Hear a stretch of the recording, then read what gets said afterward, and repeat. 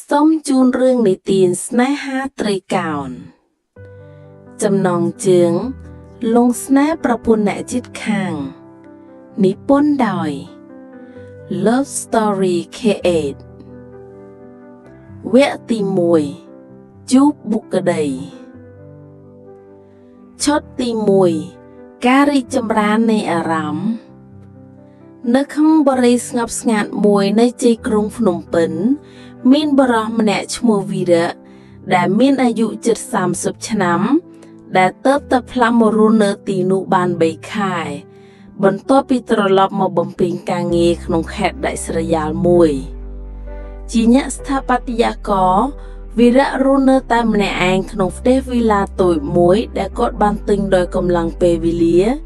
กำลังเถื่อกานั่งประชนูระบักลวนชีวระบักกดดาเตยขนมสะเพียบเงยสรัวนังเมียนระเบียบปรึกเจงตือเถื่อกาหรือเงยตรลับมาได้หัดปราณห้อยสำราแต่ข้างเจียงระบักกดที่ครูสามวยมีได้ประปุนประเดี๋ยวมูรธีเจียมนตรีรอดปันตาวีระมันซื้อเข่งกดซอปลุกกดเจงติฟแต่ประลมห้อยตรลับยุบเจริญประปุนชมุโซมาลีจีสตรีมวยได้เมนตำรงสำรมวยสระสะอาดหนึ่งสงิมสงัดวีระแต่งเคยเนียงสเตอร์รอลไงได้พลิกคลุนไอเป็นหน้าได้พเนกบานเคยเนียงปรึกมวยเนื้อเปกำปงสลายพกาในกโนสุนสตาขณะปนลือไงจังโจลือริงในรีดอสระสะอาดโซมาลีกำปงหาลเข้าเอาเนเรียนหาลจวนลือรูปเพียบนุบานทั่วเอยวีระสงบสงาวโดยสงิมสงัดไม่เพลดโซมาลีดูจิดังถามเมนนามณะกำปงมือเนียงก็สระเมงหมอกรอมเพลดพในแต่งปีบานปักปอกคณีนึกเกยเคลยปันใต้เจียวไว้มวยได้บงการจังหวะเบดงวีระกอดสรุยคลูนจีเรียบเถื่อตาอัดไอร้อยบรรทอสลายพกาจำในโซมาลีก็ยินยมสรุตงมวยให้บรรทอเพระเกระบาเนียงสนามยินยมนุแบบแผนนั่งบรรเจกเนื้ออารมณ์แบบมนุษย์บ้านฉลองนึกขนมจัดวีระเตียงไงชุดตีปีการบักจัดเจลมดับไงคลาปุเกจุพเนนมุกระบงไงคลาเนื้อหางลูกตุนเนงขนมบรัยกาสันตเนียดอกธรรมดาบ้านจับดามปีกาอันเจสัวสุกตุกเตอดอกกาเจกอัมปีเรื่องชีวิตพตอคลุนบันติดบันตุดวีระบันตตูดังแท้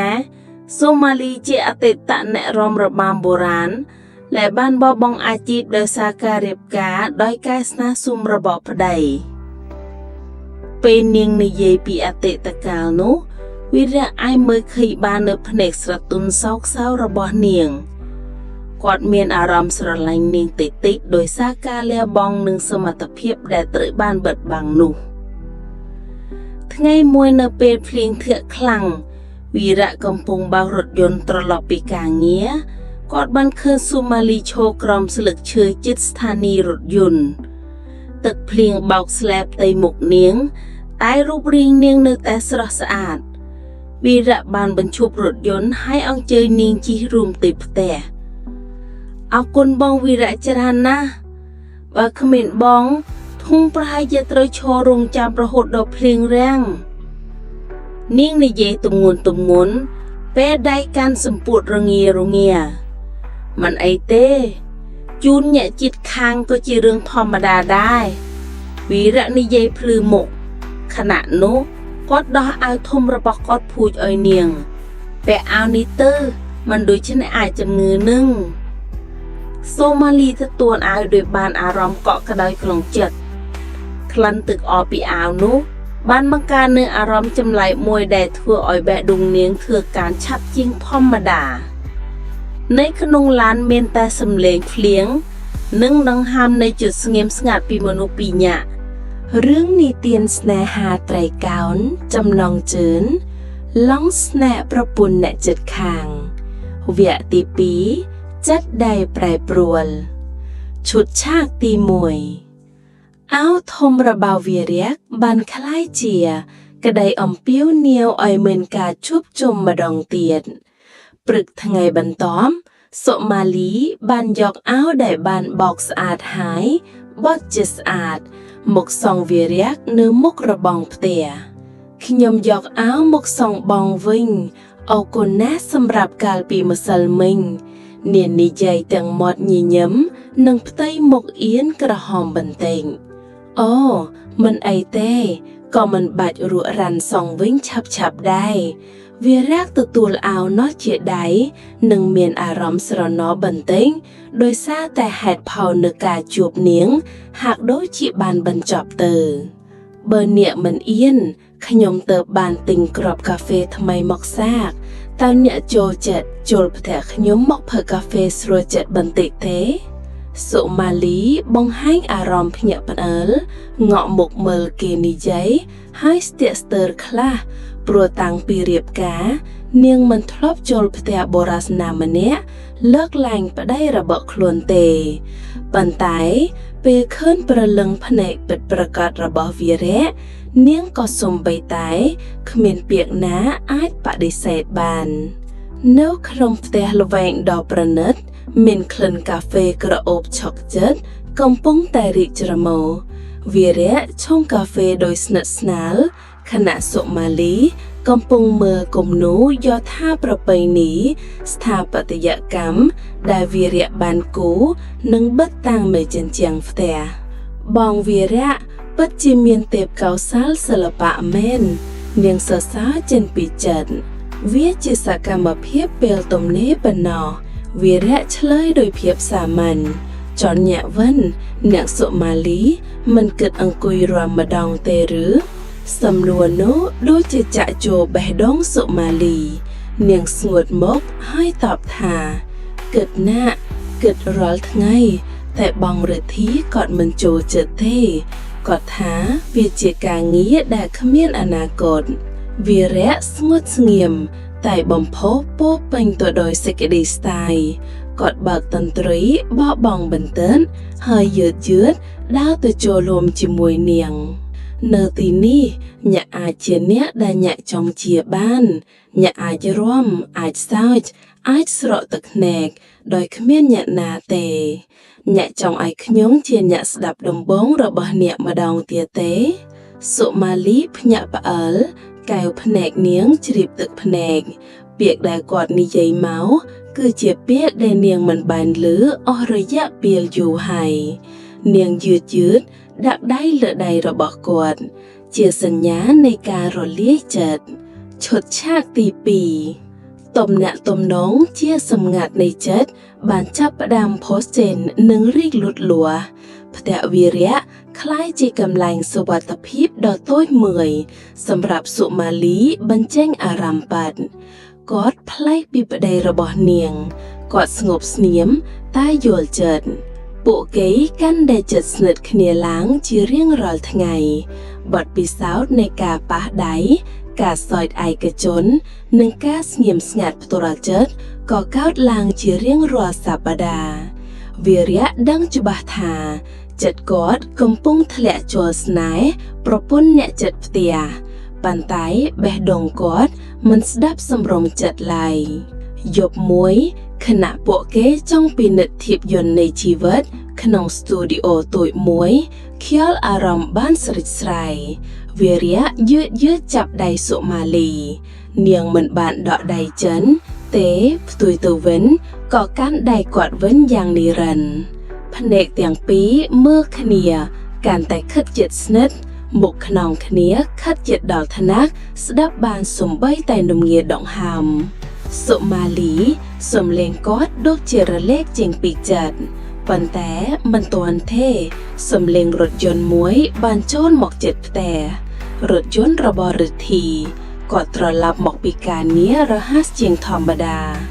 សុមាលីភ្ញាក់ផ្អើលហើយកេកពីដៃវារៈភ្លាមខ្ញុំត្រូវតែទៅវិញនាងនិយាយដោយសំឡេងរញ្ជួយហើយរត់ចេញតាមផ្លូវខាងក្រោយដោយទុកឲ្យវារៈឈើយ៉ាងស្ងៀមជាមួយបេះដូងដែលរលោភ វគ្គទី3ស្រមោលនៃការសង្ស័យឈុតសាកទី1សូម៉ាលីរត់ចូលផ្ទះបាយតាមផ្លូវទ្វារចុងក្រោយដោយបេះដូងកំពុងលោតខ្លាំងជាច្រើនរហូតដល់ស្ទើរចង់ធ្លាយចេញពីទ្រុងនាងផ្អែកខ្នងនឹងទ្វារដើម្បីសម្រាកបន្ទាប់មកក៏ដកដង្ហើមវែងៗដើម្បីបញ្ឈប់អារម្មណ៍ភ័យខ្លាចដែលកំពុងរុំព័ទ្ធនាងសំឡេងប្តីនាងមិនលើឡើងពីបន្ទប់ទទួលភ្ញៀវម៉ាលីអូននៅណាចាបងអូននៅក្នុងផ្ទះបាយនាងឆ្លើយតបវិញដោយព្យាយាមធ្វើសំឡេងឲ្យធម្មតាប៉ុន្មានបាននាងចាប់រ៉ូប៊ីណេនឹកធ្វើជាកំពុងលាងចានដៃដើម្បីបិទបាំងភាពមិនប្រក្រតីរបស់ខ្លួនរយៈពេលបន្តិចក្រោយនេះរិទ្ធីក៏បានដើរចូលមកផ្ទះបាយគាត់នៅស្លៀកឯកសណ្ឋានរាជការដដែលតែបានដោះមុខចេញគាត់សម្លឹងមើលប្រពន្ធស្រួលហើយឆ្លៀតសួរដោយស្នេហាអូនធ្វើអីនឹងមិនដេចមើលស្លេកស្លាំងមុញមិនស្រួលខ្លួនទេឬអត់ទេបងអត់អីទេតែបន្តិចមិញអូនតដាក់សម្រាមក្រៅផ្ទះស្រាប់តែអណ្ដើតលូនកាត់មុខទើបតែរត់ត្រឡប់មកវិញនាងប្រឌិតរឿងឡើងភ្លាមដោយមិនហ៊ានផ្ទាត់មុខសំបីតែមើលប្តីរិទ្ធីឈោមើលសូម៉ាលីស្ងៀមគាត់ជាបរិបដែលចេះសង្កេតអារម្មណ៍គាត់ដឹងថាប្រពន្ធខ្លួនកំពុងព្យាយាមបិទបាំងអ្វីម្យ៉ាងទុកមុខភ្នែកកាយវិការរបស់នាងមិនមែនសម្ដែងពីការភ័យនិងអណ្ដើកទេវាជាសញ្ញានៃងាក់ដែលកំពុងលាក់សម្ងាត់មួយប៉ុន្តែគាត់មិនទាន់បញ្ចេញពាក្យអ្វីនោះទេគាត់ដាក់សំឡេងរលំនឹង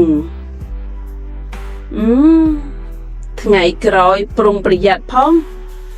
តោះទៅរៀបចំម្ហូបណាបងឃ្លានហើយរួចចេញពីផ្ទះបាយដោយមិនថ្លែងអ្វីបន្ថែមទោះបីជារិទ្ធីមិនបានសួររៀបរាប់ច្រើនក៏ដោយតែការស្ងៀមស្ងាត់របស់គាត់ធ្វើឲ្យសូម៉ាលីកាន់តែភ័យនាងដឹងច្បាស់ថាគ្រាប់ពូជនៃការសង្ស័យបានចាប់ដុះនៅក្នុងចិត្តប្តីរបស់នាងហើយឈុតសាកទី2ចាប់ពីថ្ងៃនោះមេឃស្ថិតនៅក្នុងផ្ទះរបស់សូម៉ាលីក៏ផ្លាស់ប្ដូរទាំងស្រុង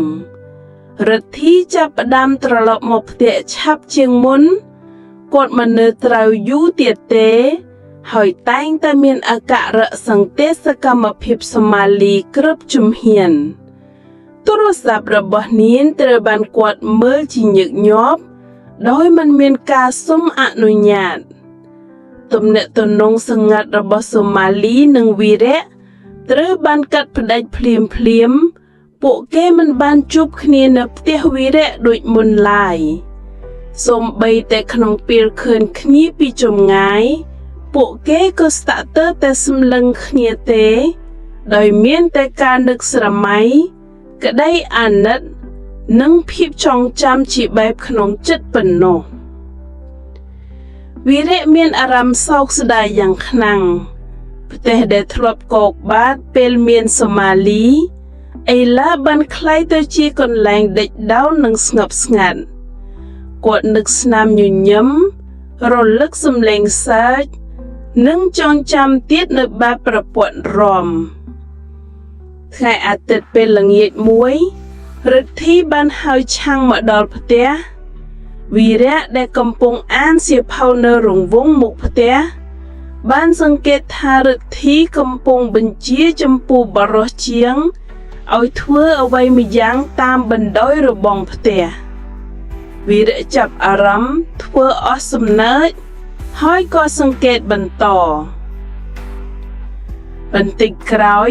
សូម៉ាលីក៏បានគេនមកឈរក្បែរផ្នែក ដោយមានមុខមិនសូវសប្បាយចិត្តរុទ្ធីហៀបនិយាយទៅប្រពន្ធនាងបងគិតថាយើងគួរតែដាក់ទម្រង់កាមេរ៉ាសុវត្ថិភាពជុំវិញផ្ទះពេលនេះបងមានអារម្មណ៍ថាមានអ្វីមិនសូវប្រក្រតីដាក់អញ្ចឹងក៏ស្រួលពេលមានអ្វីកើតឡើងយើងអាចមើលវីដេអូចេញវិញពាក្យថាអ្វីមិនសូវប្រក្រតីនោះគាត់និយាយដោយសំឡេងសង្កត់ហើយពិសេសគាត់សម្លឹងតាមទិសទៅផ្ទះវីរៈយ៉ាងច្បាស់វីរៈមានអារម្មណ៍ត្រជាក់សាច់យ៉ាងច្រើននេះមិនមែនជាការបង្គោលទេវាជាសារដែលបញ្ជាក់ថារដ្ឋាភិបាលដឹងអ្វីមួយហើយកាមេរ៉ាសុវត្ថិភាពមិនមែនសម្រាប់ការពារចោរទេប៉ុន្តែវាជាឧបករណ៍ចងសូម៉ាលីឲ្យនៅឆ្ងាយពីកូដរហូតហើយវាក៏ជាសញ្ញាថាសង្គ្រាមត្រជាក់រវាងអ្នកជិតខាងបានចាប់ផ្ដើមជាផ្លូវការហើយវគ្គទី4ការប្រមានក្រមសំឡេងស្ងៀមស្ងាត់ឈុតឆាកទី1ព្រឹកថ្ងៃច័ន្ទពន្លឺព្រះអាទិត្យពេលព្រឹកព្រលឹមហាក់ប៉ុន្តែមិនគ្រប់គ្រាន់ក្នុងការបណ្ដេញភាពអាប់អួរដែលកំពុងស្រោបស្រង់ផ្ទះរបស់សូម៉ាលីនាងត្រៀមខ្លួនចេញទៅផ្សារដែលស្មារតីដែលមិនទៀងទាត់បើទោះបីជារូបភាពកាលពីថ្ងៃម្សិលមិញនៅតែតាមលេងល្បែងនៅក្នុងចិត្តក្តីក្នុងពេលនោះក្រសែភ្នែកនាងហ៊ានសម្លឹងទៅលើកាមេរ៉ាសុវត្ថិភាព3គ្រាប់ដែលបានដំឡើងនៅជ្រុងនានានៃផ្ទះពន្លឺភ្លើងស្ដាងពណ៌ក្រហមដែលចាំងចាប់រលងប្រៀបបាននឹងភ្នែកមេរុស័យឥតឈប់ឈរដែលកំពុងតែសង្កេតមើលនាងជានិច្ចនាងបោះជំហានជក់ពីចន្ទាទៅយ៉ាងស្រាវស្រួលដោយជាការប្រុងប្រយ័ត្នមិនឲ្យសត្វអាក្រក់ណាមួយនេះផ្ទះបានភ្ញាក់ឯងប៉ុន្តែនៅពេលជិតដល់មាត់ទ្វារសំឡេងត្រជាក់នៃរទ្ធីបាននិយាយឡើងពីក្រោយឈប់សិនអូនទៅណាអូនទៅផ្សារបងនាងឆ្លើយតបដែលគ្មានភាពរឹងមាំព្រមទាំងមិនហ៊ានត្រឡប់មុខមកផងចាំបន្តិចបងជូនទៅផ្ទាល់រទ្ធីនិយាយស្រួលប៉ុន្តែពាក្យនោះហាក់ដូចជាបញ្ជាច្រើនជាងការផ្ដោតចិត្តគាត់មកឈរនៅក្បែរនាងហើយដាក់ដៃលើស្មាដោយស្ងួតស្ងៀមស្ដាប់បងមួយផ្លែតបងគ្រាន់តែព្រួយចិត្តអូនទេពេលនេះយើងត្រូវប្រុងប្រយ័ត្នខ្លះហើយកុំបង្ហាញអារម្មណ៍អីឲ្យអ្នកជិតខាងសង្ស័យទេអូនយល់បងទេសូម៉ាលីគ្រាន់តែញញឹមយ៉ាងរំភើបហើយទទួលស្គាល់ជារង្វាស់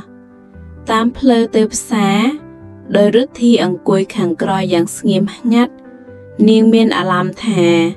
មិនមែនជាភរិយាដែលប្តីជូនទៅផ្សារដោយក្តីស្រឡាញ់ដូចមុនទេ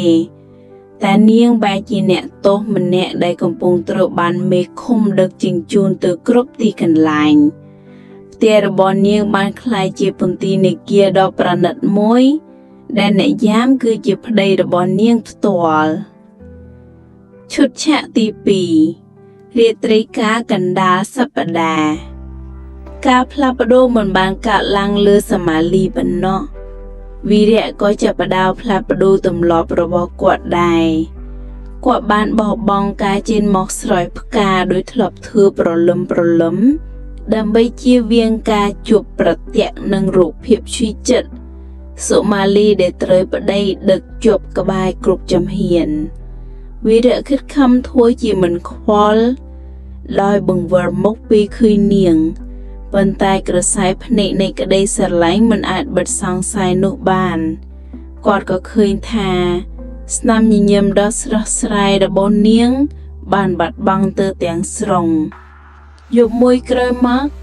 វីរៈបានសម្រេចជិតបញ្ចេញអារម្មណ៍ជារូបប្រយោគតូចមួយតាមបណ្ដាញសង្គមពេលខ្លះការស្រឡាញ់នរណាម្នាក់យ៉ាងជ្រៅគឺត្រូវរៀនដោះលែងគេយ៉ាងស្ងៀមស្ងាត់ដែរសម្រាប់មនុស្សទូទៅប្រយោគនោះហាក់ដូចជាគ្រាន់តែឃ្លាពោពេញទៅដោយអារម្មណ៍ ប៉ុន្តែសម្រាប់សម៉ាលីវាបានប៉ះពាល់ដល់បេះដូងយ៉ាងខ្លាំងនៅពេលនាងបើកទូរស័ព្ទនៅក្នុងបន្ទប់ដែលប្តីកំពុងដេកស្រួលសុបនាងបានឃើញសារនោះបេះដូងនាងរំកិលទឹកភ្នែកបានបែកឆ្លងចុះតាមភ្នែកយ៉ាងស្ងៀមស្ងាត់នាងឧបាសកក្នុងចិត្តយ៉ាងទឹកចិត្តសុំទោសវីរៈសុំទោសដែលទាងឲ្យញាក់ចូលរួមក្នុងរឿងរ៉ាវដែលមិនគួរឲ្យកើតឡើងនេះឈុតឆាកទី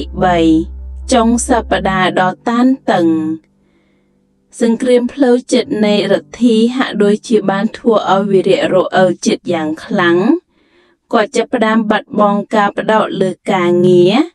ប្លង់រចនាដែលធ្លាប់មានភាពច្នៃប្រឌិតคล้ายទៅជាស្រេងដែលគ្មានព្រលឹងមិត្តភ័ក្តិនិងសហការីចាប់ផ្ដើមយល់ថាវីរៈកំពុងមានអ្វីមួយខុសប្រក្រតីប៉ុន្តែអ្វីដែលបោកបញ្ឆោតគំនិតគាត់ជាងគេគឺភាពសង្ស័យគាត់ចាប់ផ្ដើមជឿថាកាមេរ៉ានៃផ្ទះនោះមិនបានដាក់ឡើងដើម្បីសូម៉ាលីប៉ុណ្ណោះទេតែដាក់ឡើងដើម្បីតាមដានគាត់ផងដែរគ្រប់ជំហាននៃគាត់ចេញដល់ផ្ទះគាត់មានអារម្មណ៍ថាមានភ្នែករាប់សិបគូកំពុងតែចាប់ចង់គប់ចំពោះគាត់ការប្រមានក្រោមសម្លេងស្ងៀមស្ងាត់បានចាប់ផ្ដើមរួចឆាយរដ្ឋីមិនចាំបាច់និយាយអ្វីសោះគាត់គ្រាន់តែបង្កើគុកមិនខឿនមួយដើម្បីជួបទាំងប្រពន្ធនិងបុរសដែលហ៊ានស្រឡាញ់នាងស្នេហាដែលកើតចេញពីទ្រង់ទ្រាយចិត្តណាហាងនោះកំពុងតែធ្លាក់ចូលទៅក្នុងជ្រលឹងនៃអារម្មណ៍ដ៏អមតៈយ៉ាងដំណាក់កាលវគ្គទី5សមរភូមិក្រោមភ្នែកមេរ៉ាឈុតឆាកទី1ការស្វែងរកអាវុធការសង្ស័យបានបំលែងខ្លួនទៅជាធម្មពលជំរុញវីរៈមិនព្រមអញ្ញាករងក្នុងភាពព្រួយទៀតទេក្នុងនាមជាស្ថាបត្យករការពិជ័យពិចាញ់និងការគោរពច្បាប់គឺជាផ្នែកមួយនៃជីវិតរបស់គាត់វីរៈសម្រេចចិត្តប្រយុទ្ធតបវិញដោយប្រើអាវុធដែលគាត់ដឹងច្បាស់ថាគាត់ប៉ិនប្រសពបំផុតគឺច្បាប់រាប់យប់ជប់គ្នាគាត់បានសិក្សានិងស្រាវជ្រាវច្បាប់និងបទបញ្ជានានារបស់សាលាខណ្ឌទាក់ទងនឹងការដំឡើងឧបករណ៍សុវត្ថិភាពក្នុងលំនៅឋានឯកជនគាត់បានពិនិត្យប្លង់ដីនៃបុរីកំណត់ស្របព្រំដែនរបស់គាត់ជាមួយផ្ទៃរបស់រដ្ឋីយ៉ាងម៉ត់ចត់ហើយចុងក្រោយគាត់បានរកឃើញចន្លោះច្បាប់ក្នុងចំណោមកាមេរ៉ា3គ្រាប់ដែលបានដំឡើងដោយរដ្ឋីជាមួយគ្រាប់ជាប្រភេទ lens មុំទូលាយដែលដំឡើងលើដំបូលជាន់ទី2ទោះបីវាហើរទៅបង្ហាញផ្ទាល់លើផ្ទះរបស់រដ្ឋីក៏ដោយតែដោយសារមុំរូបភាពរបស់វាចូលខ្លាំងវាអាចថតបានច្បាស់នៅផ្នែកខាងក្រោយផ្ទះវីរៈដែលជាកន្លែងស្ងប់ស្ងាត់ដែលគាត់តែងតែអង្គុយសម្រាប់ផ្ទាល់ខ្លួនសម្រាប់គាត់នេះជាការលំលោភសិទ្ធិឯកជនបើទោះបីវាជាការលំលោភតិចតួចក៏ដោយក៏ប៉ុន្តែវាគ្រប់គ្រាន់សម្រាប់វីរៈយកជាអាវុធច្បាប់ដើម្បីប្រឈមមុខជាផ្លូវការជាមួយអ្នកជិតខាងរូបនោះឈុតឆាកទី2ការប្រឈមមុខថ្ងៃសៅរ៍ល្ងាចវីរៈឃើញរថយន្តរបស់រដ្ឋីចតនៅមុខផ្ទះគាត់ដឹងថាពេលវេលាបានមកដល់គាត់ដកដង្ហើមយ៉ាងជ្រៅប្រមូលភាពក្លាហានរបស់ខ្លួនហើយដើរចេញពីផ្ទះទៅចាប់រង្វាស់កណ្ដឹងផ្ទះរបស់គេសូម៉ាលីចេញមកបើកទ្វារបើកទៅឃើញវីរៈនាងភ្ញាក់ផ្អើលនឹងមុខស្រង់បងវីរៈខ្ញុំសូមជួបបងរដ្ឋីបន្តិចបានទេមានរឿងសំខាន់ត្រូវនិយាយវីរៈនិយាយដោយសំឡេងប្រកបប្រាសាតែភ្នែករបស់គាត់ដែលមើលទៅសូម៉ាលីពោពេញទៅដោយភាពឈឺចាប់រដ្ឋីដែលឮសំឡេងក៏ដើរចេញពីផ្ទះមកជាមួយមុខមិនពេញចិត្តមានរឿងអ្វី ខ្ញុំសូមនិយាយត្រង់ខ្ញុំវ៉ាន់ពិនិត្យហើយកាមេរ៉ាដែលបងដំឡៅលើដំបូលនោះបង្ហាញរូបភាពជោងក្នុងដៃផ្ទាល់ខ្លួនរបស់ខ្ញុំយោងទៅតាមប័ណ្ណបញ្ជាបែបបន្តទេរដ្ឋីលើកដៃទប់ដោយសំឡេងខឹងខ្ញុំជាមន្ត្រីរដ្ឋខ្ញុំដឹងច្បាប់ល្អជាងឯកខ្ញុំដំឡើងវាសម្រាប់សុវត្ថិភាពនៃគ្រួសាររបស់ខ្ញុំមនុស្សដែលមិនមានអ្វីបាំងមិនចាំបាច់ភ័យកាមេរ៉ាទេគាត់និយាយតែត្រូវសំឡេងចុងក្រោយហើយបញ្ច្រាក់ភ្នែកទៅរកប្រពន្ធខ្លួនដែលឈួរនៅជាប់ក្នុងសភាពរអាក់រអួលសុវត្ថិភាពរបស់បងមិនគួរមករំខានសិទ្ធិរបស់ខ្ញុំទេវីរៈឆ្លើយតបដោយមិនអោយថយក្រោយបើបងមិនស្ម័គ្រចិត្តបដូរមុំកាមេរ៉ាទេខ្ញុំត្រូវយករឿងទៅជូនអាជ្ញាធរដែលពាក់ព័ន្ធបរិយាកាសកាន់តែតានតឹងសូម៉ាលីឈរនៅចន្លោះបុរសពីរនាក់ដូចជាដង្ហើមនាងកំពុងរលត់នាងជាដើមហេតុនៃសង្គ្រាមនេះប៉ុន្តែគ្មានសិទ្ធិនិយាយអ្វីរដ្ឋីញញយបន្តិចហើយចូលចិត្តវិរៈស្ទើរមុខឆ្លងគ្នាគាត់និយាយបន្តិចសំឡេងទាបក្នុងអោអ្នកគិតឡើងវិញអ្នកចិត្តខាងល្អគឺអ្នកដូចដឹងតែរឿងខ្លួនឯង